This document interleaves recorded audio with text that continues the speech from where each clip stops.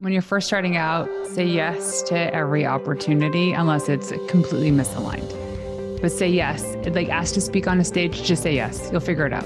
Now that I agree. Because you just gotta start talking the talk. Yeah. And that the more you do it, the easier it gets. And you're like, oh, that's my angle, that's my story. Like I can talk about PR forever. You can just say, Renee, by the way, stage there, 20,000 people in the audience. Can you go teach them a thing or two about PR for 30 minutes? No preparation. Yes. 100%. Yeah. I can go up there. No problem. Hey, everyone, and welcome back to the Relaunch Live. And I have somebody that I actually, if you remember way back, I actually had this person on probably when I first started even the podcast. And I thought, you know what? There are a few people that I love to connect with. And she is one of them. And she's got updates galore for us. We've got so much to talk about. And who am I talking about? I feel like I need a drum roll here. It is Renée Warren. She is an award-winning entrepreneur, inspirational speaker, author, founder of We Wild Women, a platform that helps women-led businesses actually gain the media exposure that they deserve. She's also the host of the celebrated podcast Into the Wild, a program that features curated interviews with women entrepreneurs and provides actionable advice to women who are launching or growing their own dream businesses. Again, are you kind of figuring this out? Why I am so excited to have Renée here. She firmly believes that the best advice comes from someone who has successfully done it before. Her approach in coaching comes from over, like me, I love this, 23 years of experience. And I'm sure she's going to tell us so many things that have changed, evolved, because we know when 23 years ago I started, it was called consulting. Now it is coaching. She is absolutely an incredible gal. And I follow her. I know what's going on in her life, but now it's time for you to get to know Renée a little bit more. Renée, welcome to the show. Hilary, thanks so much for having me. It's kind of funny because I've been doing this for 23 years. But I mean, if I'm 25 years old, then I've only been doing it since I was two. Isn't that the truth? I mean, come on. Well, yeah. I love the fact that there are a few people that I've actually had on the show twice, and you are one of my favorites. I love following you. And I don't like to go back and re-say everything we talked about last time. I like to start fresh, but at the same time, I want to talk about who you are and why I thought it was critical to get you on again. So I'm going to pass it over to you, your massive relaunch, the things that are going on, and let's change the listener's world right now with this conversation. Okay. Talk about a relaunch. When we last spoke, I was coaching women in business. Mm-hmm. And long story short, I used to run a PR agency and I had a team and we had clients from South Africa to San Diego. I fell out of love with it very quickly. Over the course of 7 years, because in the same year that I launched it, I had both my babies. So my boys are 11 months apart. So it was like new mom to running a growing business. Then I burnt out. Got into coaching, but realized this whole time that I loved PR and I loved their creativity and the fast pace of the industry. And so I jumped back into it. It was after a Tony Robbins event only probably 5 months ago. Oh, no way. So this truly, yeah. I mean, this is now happening. It is like going down right now. It's like breaking news. Breaking news on Renée. News. Well, maybe it was more than 5 months ago, but I can tell you the day. It was December 8th. Yeah. 2022. And I was at Date with Destiny in Florida. And I was finally like just shedding all these layers. And I said, screw this. Yeah. And then Tony really forces you to kind of lean up against all of these things that are stopping you from doing what you want to do. And so when I looked at those walls, I was like, I'm going to push you down because I want to do the thing that's on the other side of this. And the only thing that's stopping myself was me. And so finally, when I did it, and I was so afraid to go out there. I was ashamed. I was worried that, oh, I've built this identity about being a coach and all this stuff. When I jumped back into it and I started creating content around it, the messages I got were like, wow, Renee, this is really who you are. I can really see you shining brighter. Thanks for shining your light. It's so beautiful to watch this journey unfold. And How so great is like that? everybody was waiting for it. By that way, that date with Destiny, I did it probably, a couple years before COVID. It was so incredible. I thought, I can still see my face because somebody took a picture and I didn't know it. And I was lit up, and it truly changed the course of my business. Although it allowed me to be very focused on who I really wanted to impact. It just laser focused me in that day. And I met some of the most incredible people that further developed. Like, the collaborations have been incredible. I am so glad that you shared that. And here's another thing. I believe that once you are a coach, right? Once you've been doing what we've been doing for as long as we have, you're still coaching no matter what you're doing. You're coaching now with like a PR twist. I'm so excited to hear about the changes, because you were in it, then you weren't in it directly, right? And the changes that came from everything that's gone down in the last few years around PR and around how everyone needs that light to be just the spotlight on them. So cool. I'm so glad that's a cool relaunch. So at this point, you're now getting back into it. You're just like jumping right in. And PR today, can you help us understand exactly what it looks like? Because things have changed. Oh, wow. So first of all, the industry was flipped upside down. I was told that every 10-ish years, the journalism industry changes. COVID definitely complemented that. And there were a ton of staff writers that were laid off. I think at this point now it's in the thousands. Meredith Dash, Business Insider, BuzzFeed, you name it. And so now all of a sudden we have these quote connections. A publicist was hired because of their connections. Now all of a sudden it's like, kind of like when you smush an anthill and all of a sudden the ants kind of just go disperse everywhere. Yeah, exactly. That's exactly what happened. And so now we're like, well, my journalist friend is still writing. They no longer have relationships with the editors because the editors are also moving around. Yeah. So all this stuff was happening in the industry. And this is only as of late in the last couple of years, there's a big shift. But whenever there's a change, there's an opportunity. And while some people are on the sidelines thinking AI took my job, that's it, or something happened, I look at it as, what's the opportunity here? If you're not using AI in your business, then you're losing out.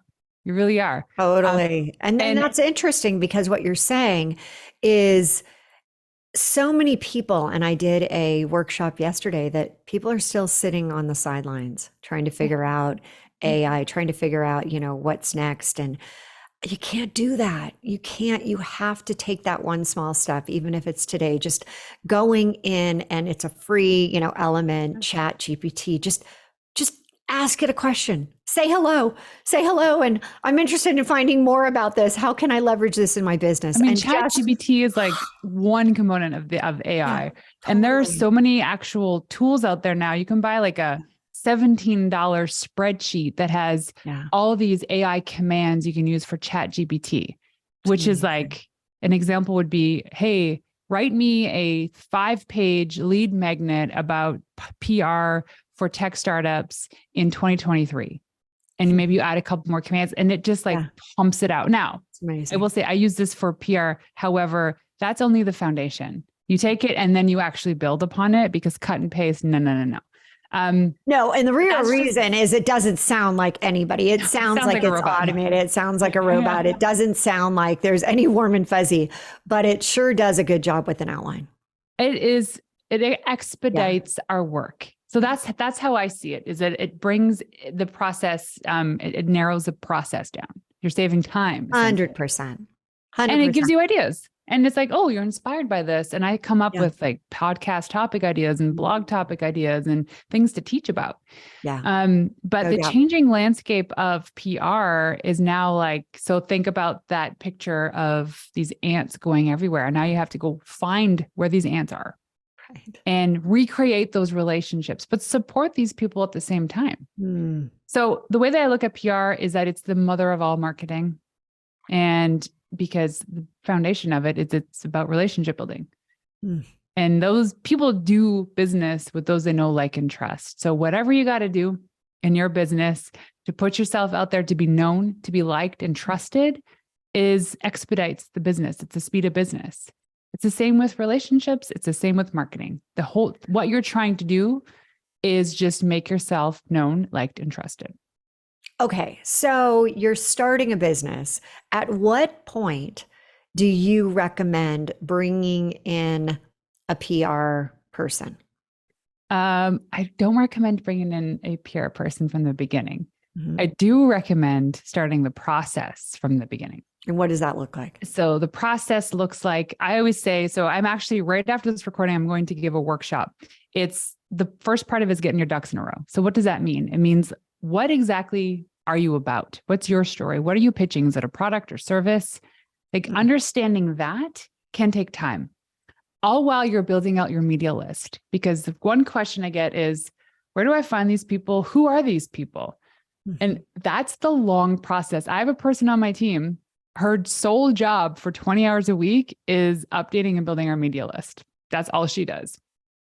Which means she's reaching out, trying to find all those connections, making sure that you know the stories, you know what's happening, you know what, like you have the finger on the pulse, right? Well, and like here would be a perfect example. And this is arguably the most time consuming component is we look at like a podcast tour, and maybe Hilary doesn't take guests, but maybe she talks about other people's books and frameworks and things. How can I get her to mention my book? So, hey, Hilary, we just launched this new book. It's in line with some of the content you talk about. Is it something I can send you so you can read and maybe you can mention it on your show because you don't take guests? So there's that layer that you have to dig deep when it comes to looking at every opportunity. Podcasts alone, there's over 3 million of them in the world. I think there's only there 500,000 of them. They're active, and active is considered an episode a month or something like that. There's a lot of opportunity. And so when you look at all of these like opportunities with contacts and journalists and podcasts and publications, TV shows, radio, you're like, where do you begin? It's a great question. It's a great question right there. Because even when you said a few of those things, recently I've started to do a lot more around TV, and people are like, is TV still a thing? And I'm like, actually, it is still a thing. But then there's others that are like, oh, TV. Wow, that's so cool. And I just want to say that I'd love to get your perspective, because there are those that are starting out. There are those that are, and I help women go from 6 to 7 to 8 figures. There's a time and a place. You can't do it all. Just like you can't be on every single social media platform, right?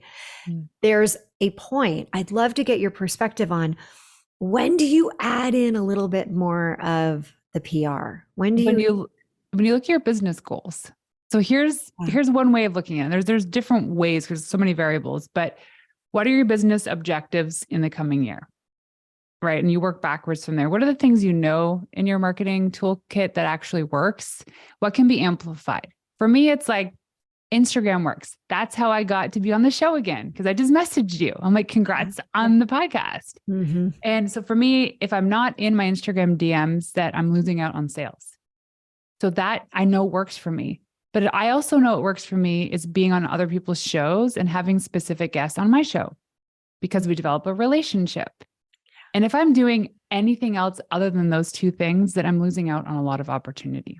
So you're so focused. Yeah. But as soon as you start creating a repeatable, scalable system for those different things, when you get capacity back and you see what's working, is when you can actually start considering other options. And who knows, maybe starting with PR will work for you. But PR is all about, you have to have something juicy for people to want to talk about.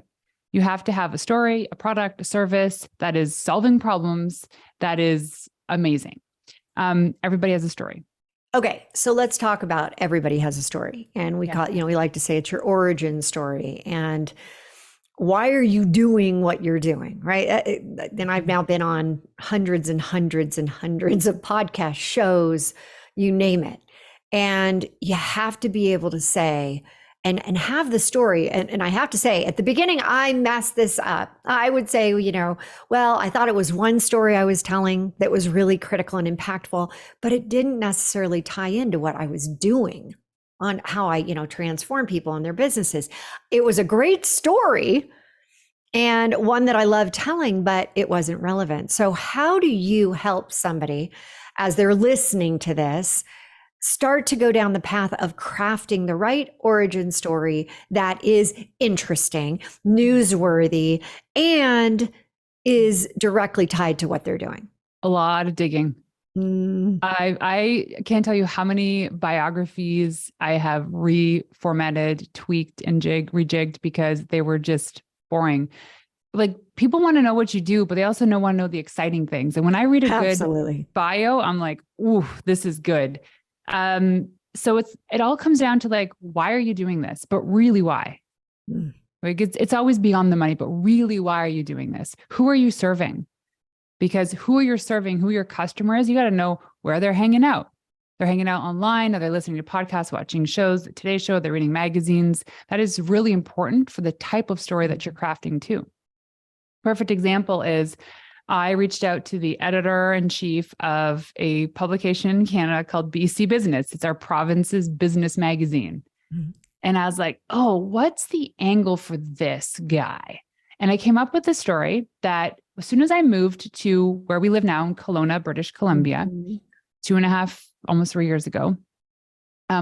We celebrated our 2-year anniversary in our house yesterday. I missed that. But so I said, great. We've been here exactly 2 years right now as well. Love it. Love it.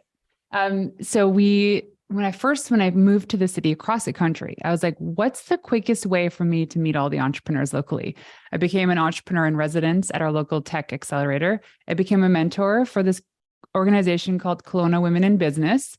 And I just started like laying down roots and meeting the people and just understanding the ecosystem here. What I realized was that quickly turned around to me knowing a lot of people and having them invite me to come speak at events and offer services. And so when I was looking at this guy named Nathan, who's the editor-in-chief of BC Business, I'm like, oh, here's the juicy bit. And this just kind of like a flash of creative genius over coffee one morning is, I had a really cool subject line for my email and I pitched him saying, I have this really cool angle idea of, and I told him the story, moving to Kelowna, integrated in these business. And I said, what a great story to inspire other entrepreneurs to become more community focused. So the story would be like how I integrated into the community and what I did for the ecosystem of small businesses in the tech space and how to inspire other entrepreneurs that are successful in the area to do the same thing. And he's like, oh, I love it. And so he's like, we're busy right now, but we're going to come back to this. So for me, it's like, I'm not talking about PR. Right? It's not about what I do, but it's about how I'm giving back. That's the angle. So now all of a sudden, if I get into online or if I get into the magazine, people are going to know of me and my bio is going to be there. And then they're going to recognize me more because of that. So it's like the angle, the story, the pitch has a lot to do with who you're pitching, the publication they're writing for, or if it's TV or radio. So it's like every pitch is really specific to that person. That's why it's like PR is intimidating. I have a rule that if you work with me, you have to guarantee 90 days of active work or else it won't work for you, because people will pitch for 2 or 3 weeks and then they give up. Oh, Renee, it's not working. I'm like, yeah, it's not working right this second. I agree. That is so important. You want to lose 40 pounds? You're not going to lose it in the first week. And that goes back to coaching again, right there. Totally. Is that I will not even take anybody for less than 3 months. And really, it's like 6 months. Because if you really want to have massive things happen to you, if you want to have like those incredible transformation, I can't believe this, that's a miracle, then you gotta go backwards to go forwards. I always say, you have to take the steps to really have the success. And Totally. I don't want people to have the one-off. Hey, that was really great. Like, flash in the pan, boom, did it. I want them to be able to take forward into their lives no matter what. And I think that's why people keep coming back and they're like, I need to work with you again. I need to work with you. And I'm hearing that same thing. You did mention something that I do want to bring up because I think it's funny. And I think we do get caught on thinking that we want something. And then you get, kind of like, oh, do I really want that? When I first came back after COVID and I was really getting back out there, right? There was a time where we just nobody was doing really anything. And I was asked this question, Hilary, if you could be anywhere, like your ultimate dream of PR, what would you want? And I said, I want to co-host on the Today Show with Hoda. I love her. I swear to God, I think if I ever met her, we'd be best friends. Like already in my mind, we already are. We're already like hanging out, having dinners, doing a fun stuff, talking about her relaunches. I mean, I got it. It's all in my mind. And then I was asked, well, is that where your target audience is? Are they hanging out there? I'm like, don't tell me that. I'm like, no, I don't want to hear that. But you got to be honest with yourself. My audience right now is not tuning into the Today Show in the morning and hanging out and watching it. As much as I would love to do that, that would be a high for me. I had to reevaluate. I had to reassess. I had to look at it honestly from each and every time I do something with PR, how is this really going to help my business? Or is it ego, hey, this would be the coolest thing. Now, if you can get me on the Today Show, I'm all in. Well, here's the thing. Let's go back to that because I do believe that there's something to be said about that credibility builder of you being on the show with someone that inspires you. What it's going to do for business in terms of dollar bills, maybe it'll have a little boost. Who knows? It probably will. But the reality is that any sort of media win, which it could be a link to your website, radio interview, whatever it is still a win in that it's kind of feeding extra eyeballs towards you. And in the online space, I call it Google juice. Anytime a highly notable website links back to your website, if you know anything about SEO, it increases your website's authority. And so, you know what? That's good. So I have to take out I want to be a co-host permanently with her and just say, I just want to be on once. Yeah. Okay. You didn't say permanently. I didn't know this was like a career switch for you. I'm still laughing about this because literally like that is in my head. But no, now I'm willing to just say, hey, here's my book. Let's talk about it. Yeah. Well, and here's the thing is like, there are different ways of approaching PR. Some people want to just get out there to build their credibility and authority. And there's other people that are looking at what's the revenue coming in from this. Right. Because there's some people that understand PR as a way to just be relevant and recognize, and that's fine.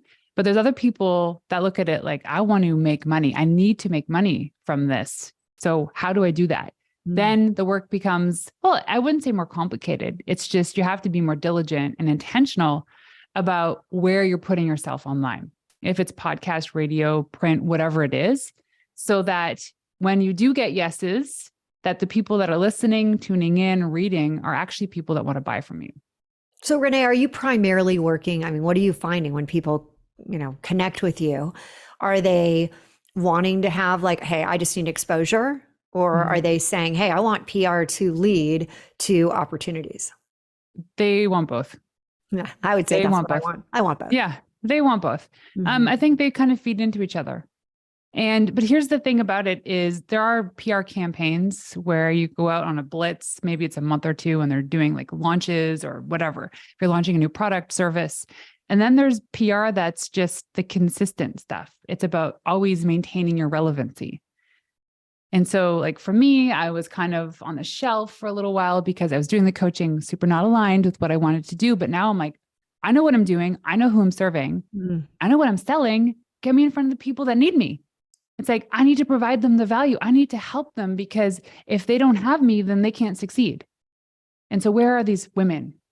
And you can help them succeed faster. 100%. And that's, I think, there's something, and I do want to talk about the idea that, and there is a point, and I do believe this, that there is a point in your business, you have to have revenue coming in. You have to be able to afford services like this to enhance it and have products that you can, capitalize on if that's the monetization part of it. And so when people are starting to look at this, are you saying if you're a high 5-figure, if you're in your 6-figure, 7-figure, what would you say if people are just out there right now listening to you? I know, hey, sometimes you start by just planting the seeds. That's all good, starting small. But if you have a podcast, a book, programs and all that, what time in your business, and I call it the gates that you're going through, right? It's your 5 to 6-figure gate. It's the 250, 500, a million, 2.5 million, 10 million. Those are all gates that you get through. Where do you really see that entry point where it's like, this is when it's going to matter? It matters all the time. But I will say this, though, those gates with the bigger monetary figures on the other side of it, and I hate saying this, but there's some level of credibility that's a little bit bigger than the person that was on the other side of the gate to begin with. So like your first 100,000, I don't know. Did you build $100,000 business in 3 months? That's impressive, right? So that's the story. But the person who's built a $10 million a year business and does all these other things, there's a little bit more juice to that. Totally. Okay. We do have to take a quick break. And when we come back, I am going to specifically ask those things that you want to avoid to make sure that you don't have PR disasters. So everyone stay tuned. We will be right back. This episode is brought to you by my very own labor of love, my most recent book, Relaunch. This book is a collection of my stories, other stories, and is a motivational guide to living a new 3HQ lifestyle, sparking your heart to ignite your life. It's available for purchase via Amazon. Get ready to try on the 3HQ method that I've been using for years throughout my entire life, reaching the next level in all areas, both professionally and personally. Get your copy today at www.therelaunchbook.com.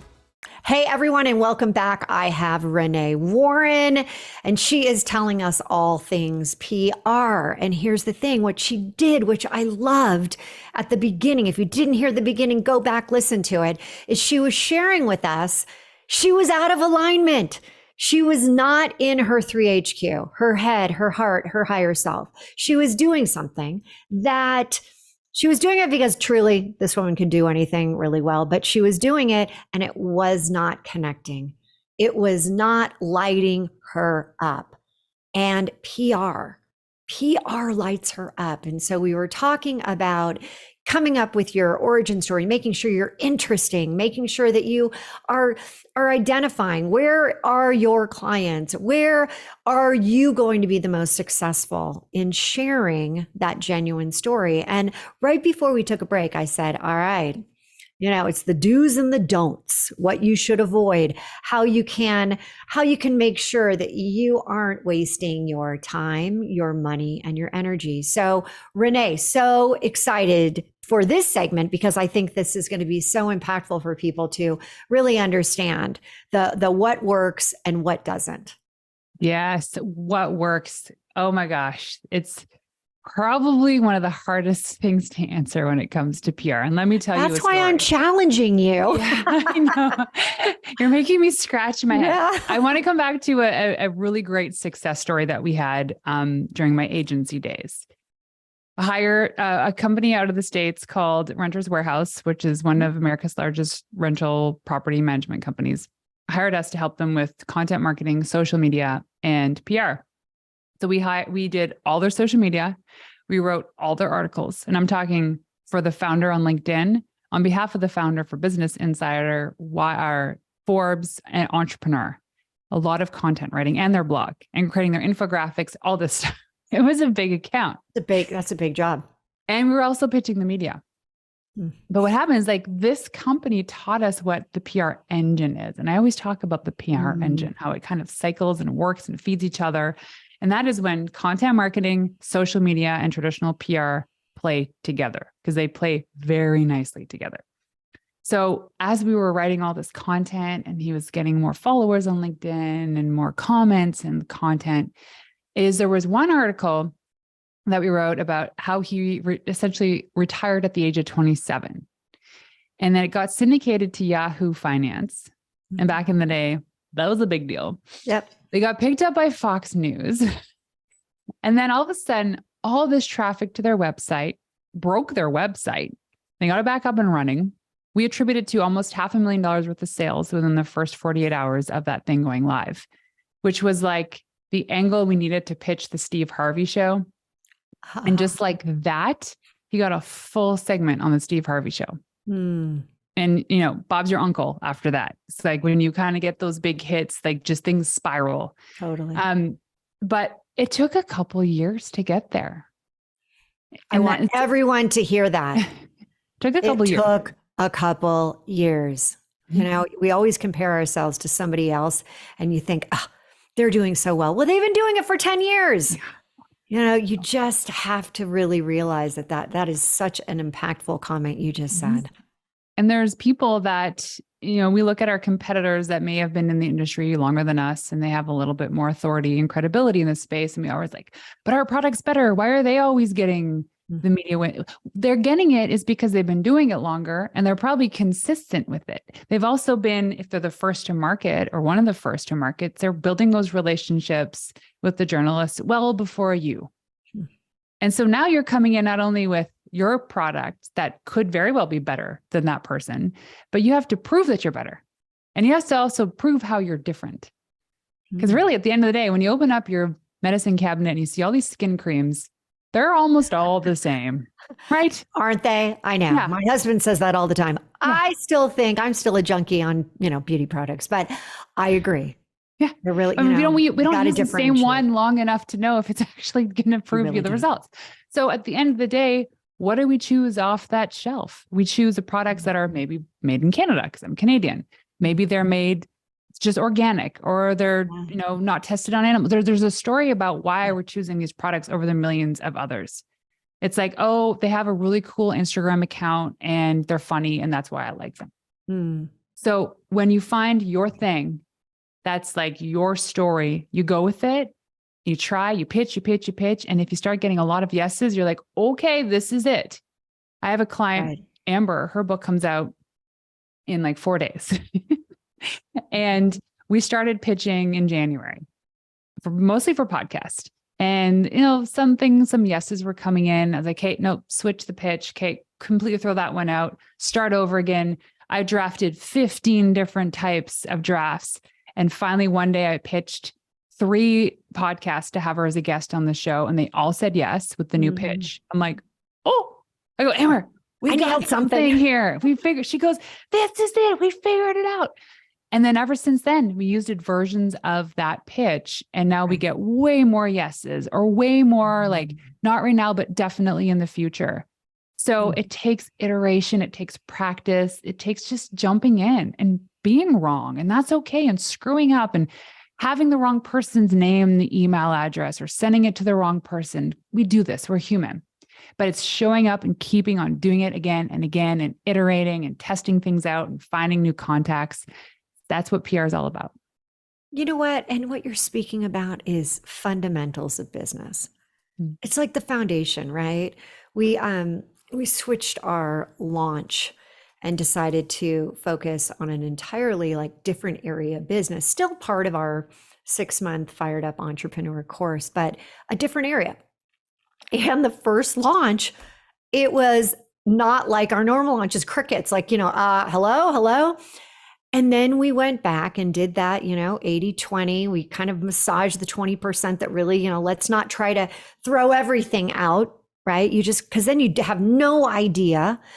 And then the more confidence you start to get as you deliver it more. And you're like, oh, that, you know, doesn't even sound good to me. I find, and this is something that I have to constantly be asking myself, is this interesting to me? Mhm. Because if it's boring to you, it is certainly being conveyed from an energetic level that it's boring to everyone else. So I am 100%. constantly, is this interesting? As you said with, your origin story, is it interesting? Yeah. That And is so where good. people miss out on the opportunity too is in the follow-up. And most people default to like, we'll just do an example as an email pitch to be a guest on a podcast. Yeah. Is you send the pitch. Generally, the cadence to follow up is 2 weeks later. And most people will follow up. Hey, Hilary, just checking in to see if you received my email about having so-and-so as a guest on your show. Wah, wah. Right? Totally. Like, yeah, 100%. I saw it or I didn't. And obviously it was crap. So that's why I haven't responded. Yeah. And they're not going to respond because who wants to respond to someone that like, oh, did I not think it was interesting 2 weeks ago? I really don't think it's interesting now.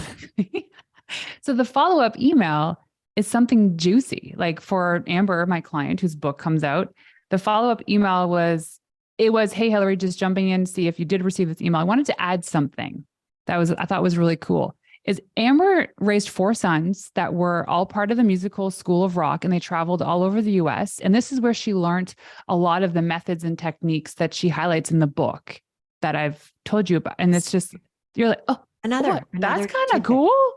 Another tidbit. I like it. Right. So you're adding the thing. And so that's like, because before maybe they were on the fence and it just wasn't good enough. So they just didn't do anything. But now you're giving them a little extra. And they're like, oh, okay, this woman's cool. That's badass. Yeah, I want her on my show. Good PR, bad PR, all PR is good, ultimately. Is that true? You don't know who said that? I don't know who said that. Have you ever heard that? Any PR is good. Let's just stick with that. Who the heck cares who said it or was it said? But is any PR? I guess maybe. Good? I mean, you can look at people like Andrew Tate. Right? He's all over the internet now. You love him or hate him. Yeah. Quite frankly, I don't even know what he did. And I probably should know. So don't shame me. I think there's probably a story around why all PR is good. I don't agree with it. It really depends on the reputation you want to build for yourself too. Yeah. And that, you know what, that goes to another point, which I do want to hit on. During the Johnny Depp trial, I was contacted to be on court TV to talk about domestic violence. And I had to sit with this and think, I work through a lot of limiting beliefs, trauma based around limiting beliefs and stories.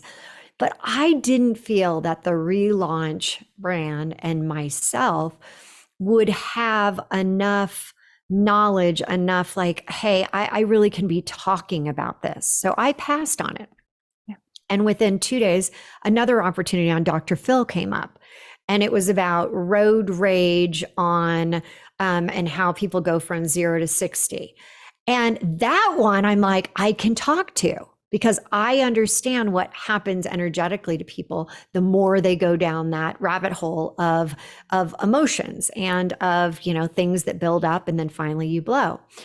But I have to tell you, I was then approached and they said, you should have done court TV. And I thought it wasn't in alignment with me. It didn't feel right. And so as somebody is being given something as you start, when do you say, no, I'm going to pass? And when do you say, all right, I need to, because I don't have enough that I really have to have people look at it and say, yeah, she's got street cred.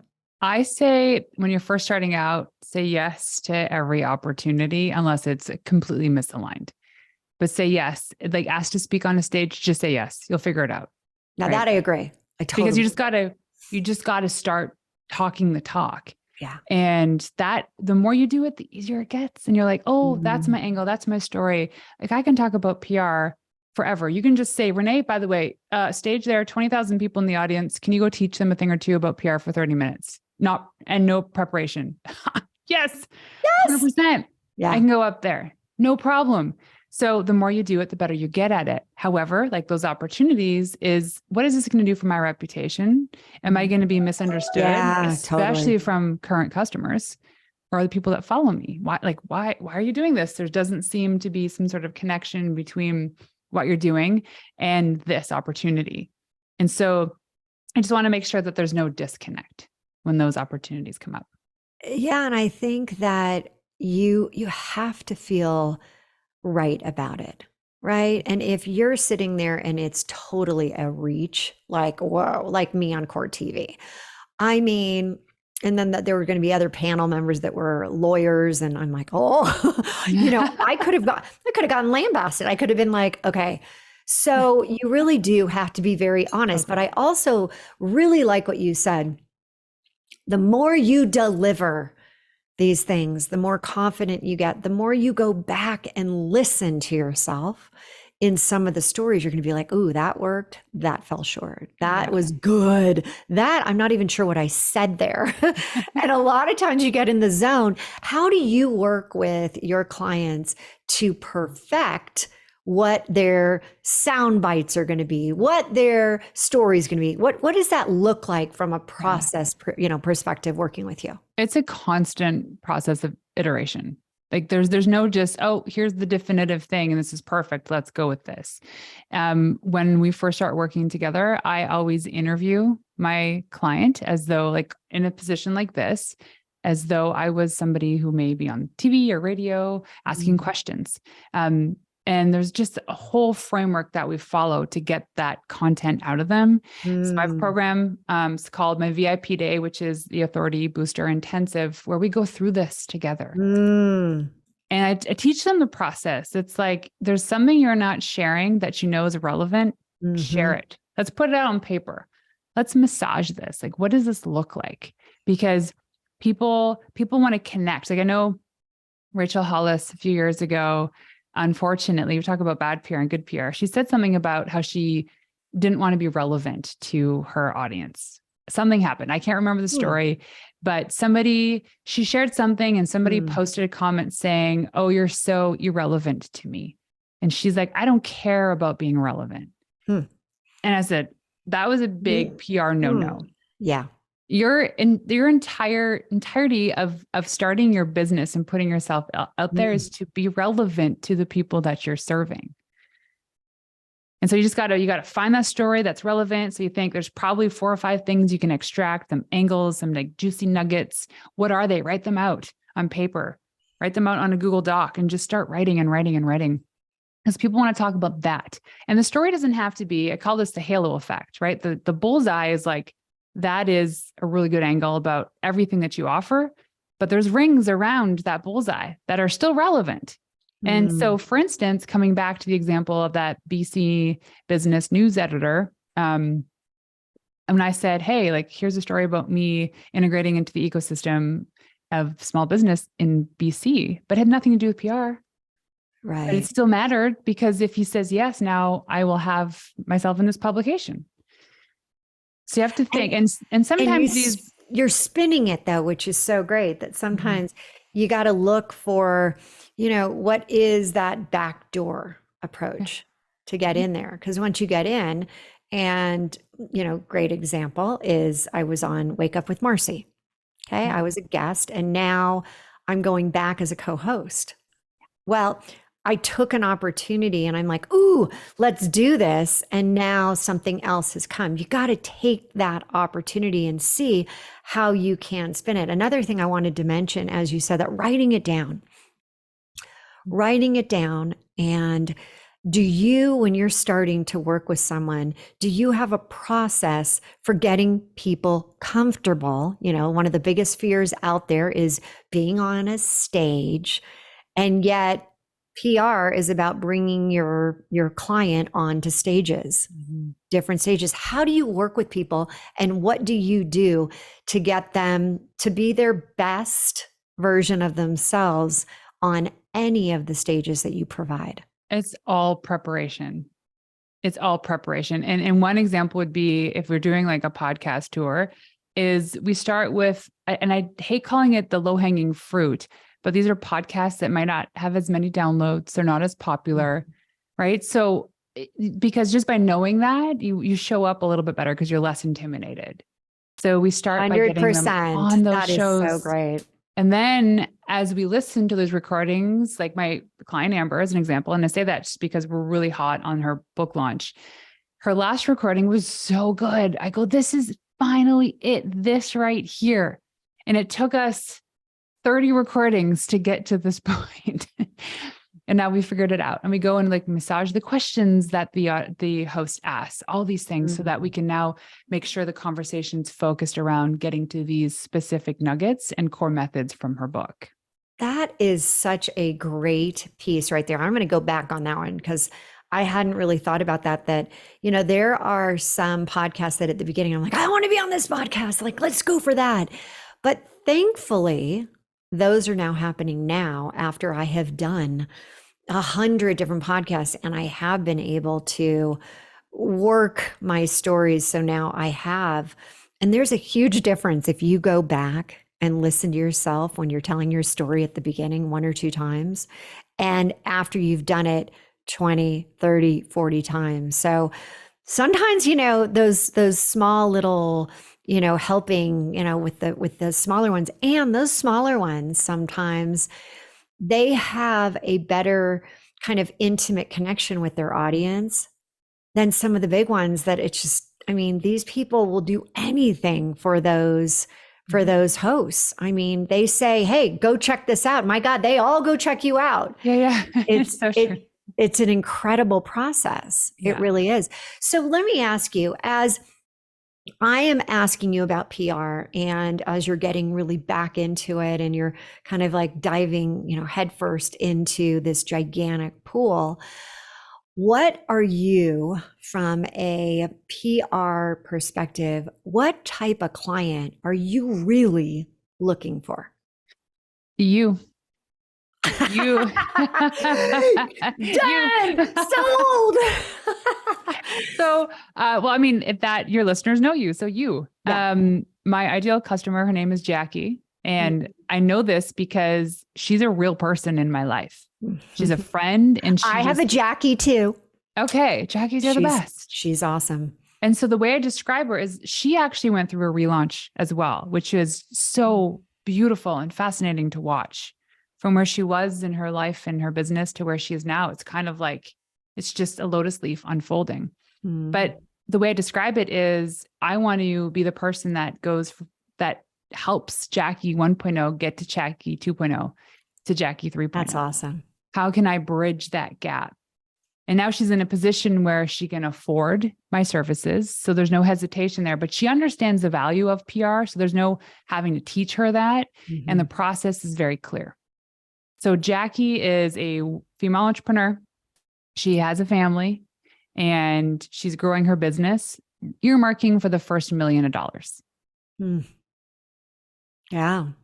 And so you have a Jackie, I've got a Jackie. Jackies are incredible. And what's great is that as you're saying that with your avatar and you're really defining it and you're really looking for it and you're really like narrowing down, when you do that, are you, especially because there's people out there starting businesses, and sometimes you want to take a client just to take a client, just to have a client, just to pay the bill, just to say, hey, I had success. How do you feel about if someone were to come to you right now and saying, you know what? What's the show that says it's a pass? Shark Tank, right? It's a pass. Yeah, okay. I'm not doing it. So how do you handle situations like that? Like rejection for me? No, rejection that you shouldn't be taking that client. It's not in alignment with what you are. Yeah. Well, here's the thing is there's the variables are, I have to pay the bills. Sometimes you got to just get scrappy for a while.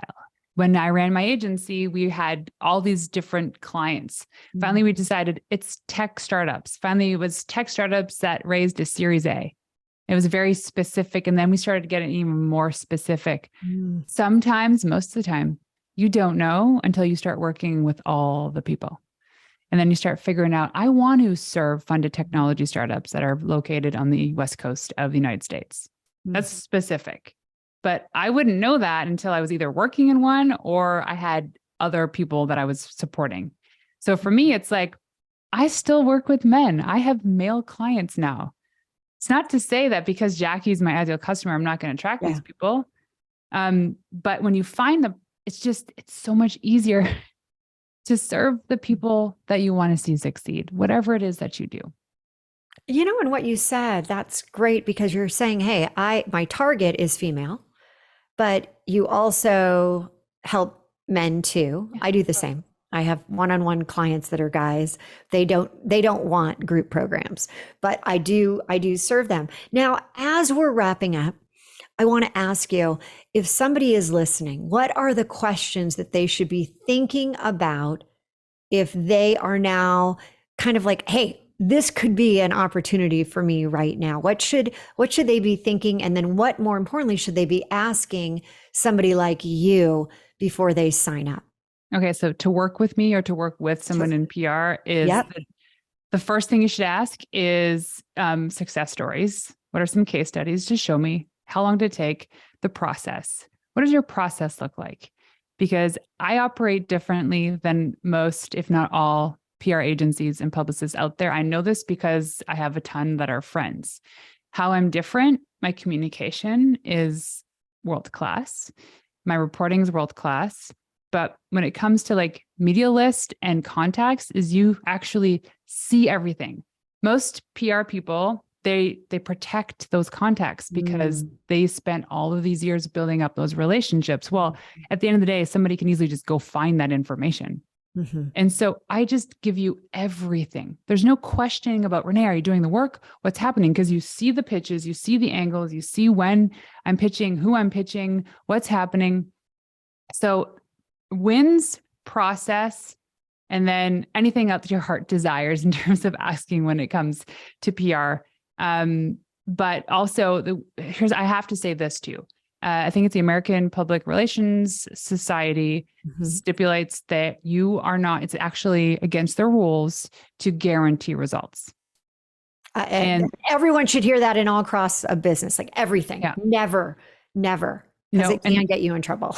Well, yeah, like coaching, especially because the coaching, the onus is on the person being coached to do the work. So you can never guarantee results. And here's why. There's so many variables because there is the journalist who has to say yes or no, and then they have to pitch the editor. So there's so many people. An example is Lindsay, who's a connection of mine. She's an incredible journalist. I'm subscribed to her Substack, and she said, well, my Times article just came out and I wrote this thing nearly a year ago. So can you imagine if your client was like, sign up for a 6-month agreement and they're like, you promised me this Time article. Where is it? It's like, there it is. So the measurement of PR, I say it's the quality of the quantity. I love that. So now we got to unfortunately wrap this up. Where can people find more about you? Yes, they can go to wewildwomen.com or on Instagram at Renee, 2 E's after the N _Warren. And if any of you have additional questions, DM, you heard her say, she is all over Instagram. So check her out. Thank you so much for being here. We are going to be back next week with another relaunch story with more juicy insights into business, into what you should be thinking about as you relaunch your business towards that 6, 7, or 8-figure number. And again, as I always like to say, relaunch is not about doing it and waiting. It's about relaunching now and making that the decision to do it today. So everyone, we look forward to seeing you back here next week. And Renee, thank you so much for giving us all that insight. Thanks for having me. If you like this video and want to get more like it, head over here.